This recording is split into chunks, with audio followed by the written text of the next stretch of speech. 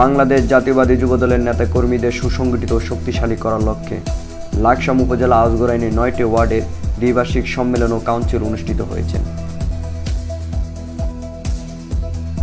Union যুবদলের সভাপতি রাসেল আহমেদ নিলয়ের সভাপতিত্বে সেক্রেটারি উমর শরীফ তালুকদারের সঞ্চালনায় উপজেলা যুবদলের সভাপতি জিল্লুর রহমান ফারুকের উদ্বোধনী বক্তব্যে অনুষ্ঠানের সূচনা হয়। এই সময় প্রধান অতিথি হিসেবে উপস্থিত ছিলেন ইউনিয়ন বিএনপির সভাপতি আব্দুল সালাম। প্রধান বক্তা হিসেবে উপস্থিত ছিলেন উপজেলা যুবদলের সদস্য সচিব আনিসুর রহমান দুলাল। বিশেষ অতিথি হিসেবে উপস্থিত ছিলেন উপজেলা বিএনপির সাংগঠনিক সম্পাদক টি আর হারুন।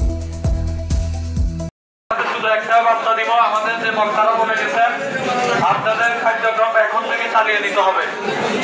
আমাদের আগামী জাতীয় সংসদ নির্বাচনে লাকসাম মনোনয়নের গণমানুষের নেতা আমাদের দানের শীষের কান্ডারি জননেতা আবুল কালাম সাহেবকে এমপি না বানানো পর্যন্ত আমাদের এই কার্যক্রম ইনশাআল্লাহ বন্ধ হবে না।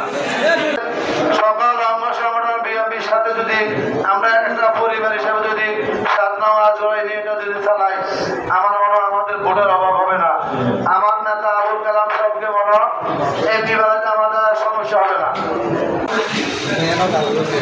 আজকে যারা এখানে আজকে দায়িত্ব পাবেন, আমি লাকসাম উপজেলা বিএনপির পক্ষ থেকে বলে যেতে চাই, আপনারা আপনার শহীদ জিয়া প্রেসিডেন্ট জিয়াউর রহমানের আদর্শে অনুসৃত হয়ে এই দেশের এই সমাজের মানুষের কল্যাণে আসবেন। সেই কল্যাণ আপনারা সৃষ্টি করবেন আপনাদের মাধ্যমে শহীদ প্রেসিডেন্ট জিয়াউর রহমানের প্রতিশ্রুতি ফুটিয়ে উঠবে। এই দলটা, এই যুব দল মানি শহীদ প্রেসিডেন্ট জিয়াউর রহমান।